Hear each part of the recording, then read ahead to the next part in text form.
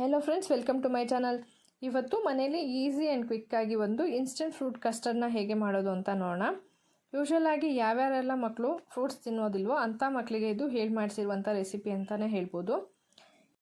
ತುಂಬಾ ಡೆಲಿಷಿಯಸ್ ಆಗಿರುವ ಒಂದು ಸ್ವೀಟ್ ಡೆಸರ್ಟ್ ಅಂತಲೇ ಹೇಳ್ಬೋದು.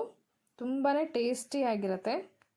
ಮಕ್ಕಳಂತೂ ತುಂಬ ಇಷ್ಟಪಟ್ಟು ತಿನ್ನುವಂಥ ಒಂದು ರೆಸಿಪಿ ಇದು. ಇದಕ್ಕೆ ಬೇಕಾಗಿರುವಂಥ ಇಂಗ್ರೀಡಿಯೆಂಟ್ಸ್: ಕಟ್ ಮಾಡ್ಕೊಂಡಿರುವಂಥ ಸೇಬು, ದಾಳಿಂಬೆ, ಬಾಳೆಹಣ್ಣು, ಸೀಬೆಹಣ್ಣು ಮತ್ತು ಗೋಡಂಬಿ. ನಿಮಗೆ ಯಾವ್ದು ಫ್ರೂಟ್ಸ್ ಇಷ್ಟ ಆಗುತ್ತೋ ನೀವು ಅದನ್ನು ಕೂಡ ಆ್ಯಡ್ ಮಾಡ್ಕೋಬೋದು, ಫ್ರೂಟ್ಸ್ ಅಥವಾ ಡ್ರೈ ಫ್ರೂಟ್ಸನ್ನು. ಮತ್ತು ಕಂಡೆನ್ಸ್ಡ್ ಮಿಲ್ಕ್, ಹಾಲು, ಐಸ್ ಕ್ರೀಮ್ನ ನಾನು ಇಲ್ಲಿ ತೊಗೊಂಡಿದ್ದೀನಿ. ಒಂದು ಮಿಕ್ಸಿಂಗ್ ಬೌಲ್ ತೊಗೊಂಡು ಅದಕ್ಕೆ ಕಟ್ ಮಾಡ್ಕೊಂಡಿರುವಂಥ ಸೇಬು, ದಾಳಿಂಬೆ,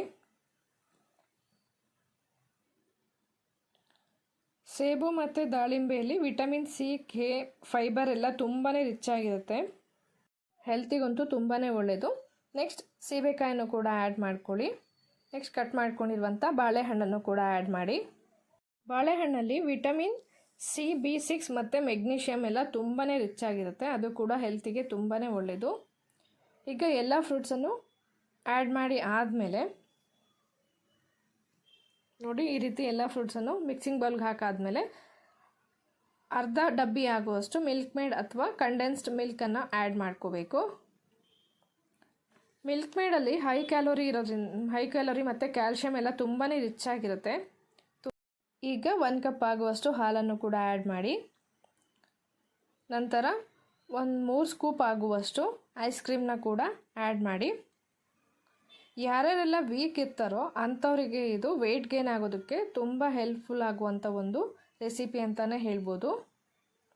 ಇದು ಒಂದು ಹೈ ಕ್ಯಾಲೋರಿ, ನ್ಯೂಟ್ರಿಯೆಂಟ್ಸ್ ಎಲ್ಲ ತುಂಬ ರಿಚ್ ಆಗಿರುವಂಥ ಒಂದು ರೆಸಿಪಿ. ಈಗ 1 ಸ್ಪೂನ್ ಆಗುವಷ್ಟು ಏಲಕ್ಕಿ ಪೌಡರ್ನ ಕೂಡ ಆ್ಯಡ್ ಮಾಡ್ಕೊಳ್ಳಿ. ಇದು ಡೆಸರ್ಟಿಗೆ ಒಳ್ಳೆ ಫ್ಲೇವರ್ ಕೊಡುತ್ತೆ. ಈಗ ಎಲ್ಲ ಇಂಗ್ರೀಡಿಯೆಂಟ್ಸನ್ನು ಹಾಕಾದ್ಮೇಲೆ ಚೆನ್ನಾಗಿ ಮಿಕ್ಸ್ ಮಾಡಬೇಕು. ಅದು ಫ್ರೂಟ್ಸು, ಐಸ್ ಕ್ರೀಮು ಎಲ್ಲ ಚೆನ್ನಾಗಿ ಒಂದಕ್ಕೊಂದು ಹೊಂದ್ಕೋಬೇಕು ಎಲ್ಲ ಫ್ರೂಟ್ಸಿಗೂ. ಆ ರೀತಿ ಎಷ್ಟು ಚೆನ್ನಾಗಿ ಮಿಕ್ಸ್ ಮಾಡ್ತೀರೋ ಅಷ್ಟು ಚೆನ್ನಾಗಿ ಟೇಸ್ಟ್ ಕೊಡುತ್ತೆ. ನೋಡಿ, ಈ ರೀತಿ ಚೆನ್ನಾಗಿ ಮಿಕ್ಸ್ ಮಾಡ್ಕೊಳ್ತಾ ಹೋಗಿ. ಇದರಲ್ಲಿ ಹಾಲು ಕೂಡ ತೊಗೊಂಡ್ರೆ ಅದರಲ್ಲೂ ಕೂಡ vitamin A, D, B12, calcium ಎಲ್ಲ ಪ್ರೋಟೀನ್ ತುಂಬಾ ರಿಚ್ ಆಗಿರುತ್ತೆ. ಹೆಲ್ತಿಗೆ ಎಲ್ಲ ಒಳ್ಳೆಯದಿರುವಂಥ ಇಂಗ್ರೀಡಿಯೆಂಟ್ಸ್ನ ನಾವು ಆ್ಯಡ್ ಮಾಡಿದ್ದೀವಿ. ಈಗ ಫ್ರೂಟ್ ಕಸ್ಟರ್ಡ್ ರೆಡಿಯಾಗಿದೆ. ಈಗ ಒಂದು ಸರ್ವಿಂಗ್ ಬೌಲ್ಗೆ ಹಾಕಿಬಿಟ್ಟು ಅದರ ಮೇಲೆ ಒಂದೊಂದು ಸ್ಕೂಪ್ ಆಗುವಷ್ಟು ಐಸ್ ಕ್ರೀಮ್ನ ಆ್ಯಡ್ ಮಾಡಿ ಈಗ ಸರ್ವ್ ಮಾಡಿ. ಇನ್ನೂ ಜಾಸ್ತಿ ಚಿಲ್ಡಾಗಿರಬೇಕು ಅಂದರೆ ನೀವು 1-2 ಅವರ್ಸ್ ಫ್ರಿಜ್ಜಲ್ಲಿ ಇಟ್ಬಿಟ್ಟು ಆಮೇಲೆ ಸರ್ವ್ ಮಾಡಿ. ತುಂಬಾ ಟೇಸ್ಟಿಯಾಗಿರುತ್ತೆ. ಇದೇ ಮೆಥಡಲ್ಲಿ ಒಂದ್ಸರಿ ಟ್ರೈ ಮಾಡಿ, ಹೇಗೆ ಬಂತು ಅಂತ ಕಮೆಂಟ್ ಬಾಕ್ಸಲ್ಲಿ ಕಮೆಂಟ್ ಮಾಡಿ ತಿಳಿಸಿ.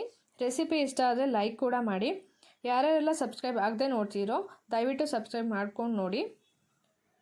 Thank you for watching.